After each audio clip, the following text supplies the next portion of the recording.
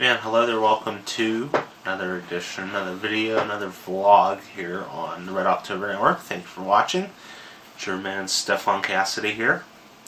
We're talking very early in the morning on April 16th. And that's why I look like crap right now.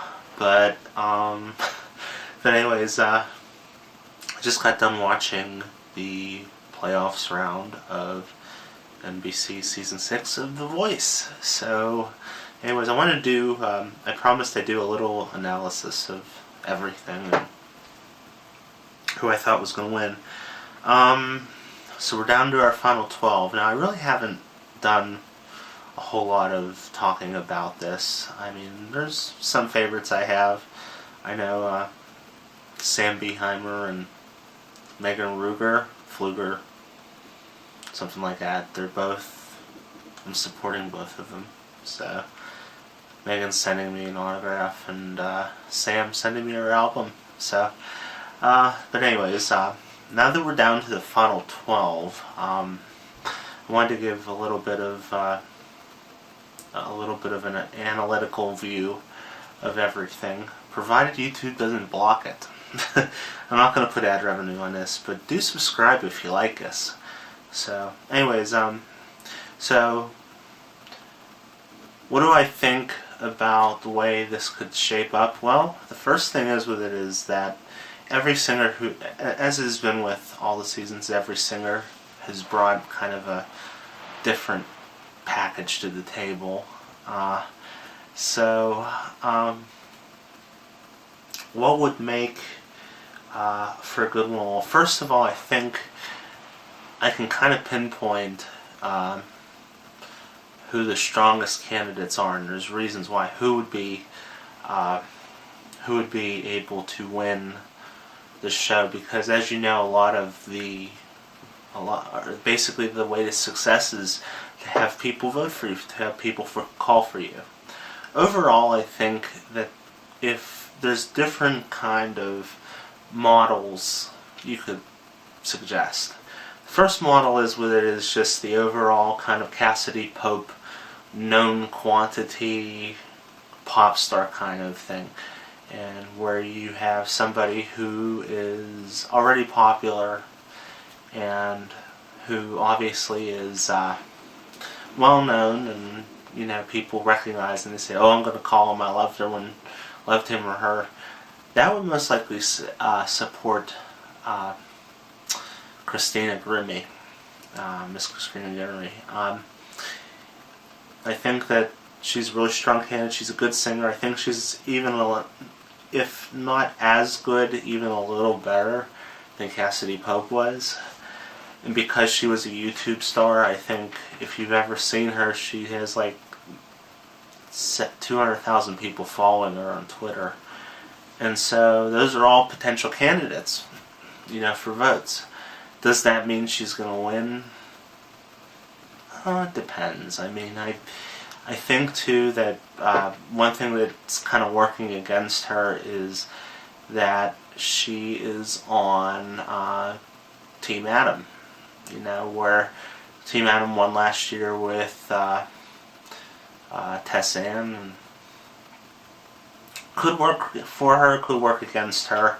I think Adam Levine has been kind of a big supporter of that. So, there's a different model though, and this is kind of a new one, of social media popularity. This was the kind of model that helped Michelle Chamuel in season 4. This helped her a lot, where she was kind of like a pop star almost, and that model, and I have said this all along, goes to Audra McLaughlin. She has done something which I think very few stars on The Voice have done. Anytime somebody tweets her, follows her, she follows back. It's a good marketing campaign. I think that that's something where you know, you could project it to say you get people to believe in you you kind of show the love. I mean, people have been, if you've read her Twitter feed, everybody's been going crazy. Oh my God, Audra McLaughlin's following me.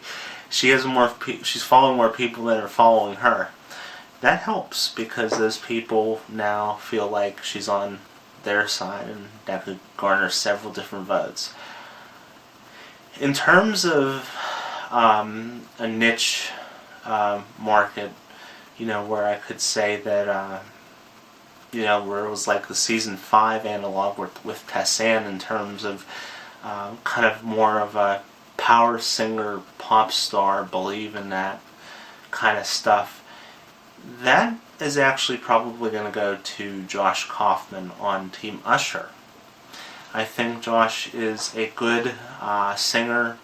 I think he's technically is a good singer. I think he's very likable. He reminds me a lot of kind of everything that Nicholas David was in season 3, and the name avoids me right now. In Will Champlin, rather, in season 5. In terms of that analog, I think that could push him to maybe a top 3. I don't know if he'd have an outside chance of being named the voice of season 6. I think too that's a good one. Looking at this list, and there's a lot of people who could be surprises. I think Cassandra and Delvin could definitely be somewhat shades if they have a really, really good performance, especially if they can make it to the top 6. If they have a really good performance, that could push them to the top 3. But in terms of that, I mean, once you're starting to get below that, it's like there's people there who were kind of like the Michaela Pages, where they were just stars, and I'm friends with Michaela Page, so we talk all the time. We tweet each other all the time, and there's those as the Adriana Louises that were around, and they're kind of around the periphery, which, I mean, there's a definite drop off once you get down to below that. However, I will say this, right now, I will say that I'm really projecting my top 3 to be Josh Kaufman, Audra McLaughlin, Christina Grimmie. Those are going to be your top 3 on the final night. I'm going to see if I'm right. If I am, kudos to me. I think your 4th place is going to be probably, I'm going to say, Bria Kelly, for no other reason that she's cute and she's a hard rocker, and I think everybody will kind of love her for that. Cassandra, Kristen Merlin, Jake Worthington.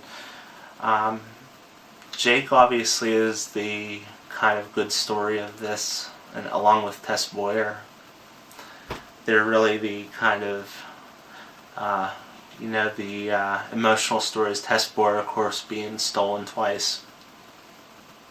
I don't know. I mean, there's a reason why she didn't make it.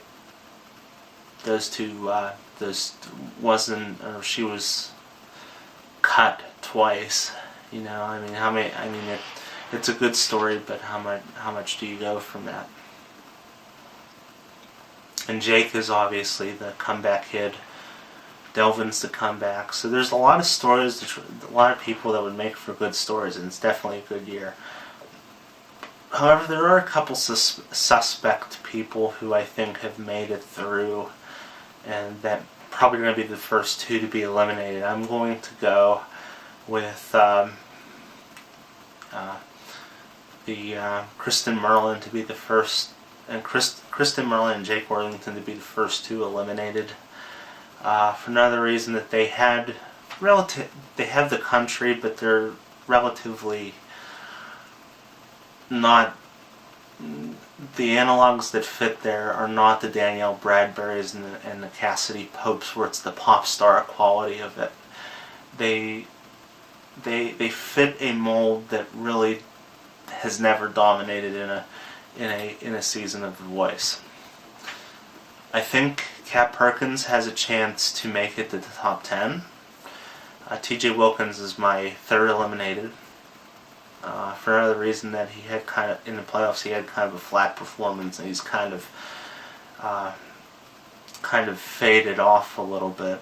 But they're seeing something online, and that's why they're the judges. So we're going to go, now in terms of a winner, I'm going to put Christina Grimmie in as the early favorite for season 6 of The Voice. She is The Voice. So Christina. And like I said, the runners-up, Audra McLaughlin, Josh Kaufman. So we're going to go with that. So that is it. We're going to go from here. I might make another video. I want to see how far this gets and how many views it gets. Yeah. And I promise I'm going to shoot one during the daytime so I don't look like crap, with my hair. And I was supposed to get a haircut today, but anyways, a final thought. Wouldn't it be really, really cool if Nick Cannon and Carson Daly switched for once? I don't know. Carson kind of bothers me, but we'll go from there. So anyways, that's it from the Red October Network. Stefan Cassadee saying so long.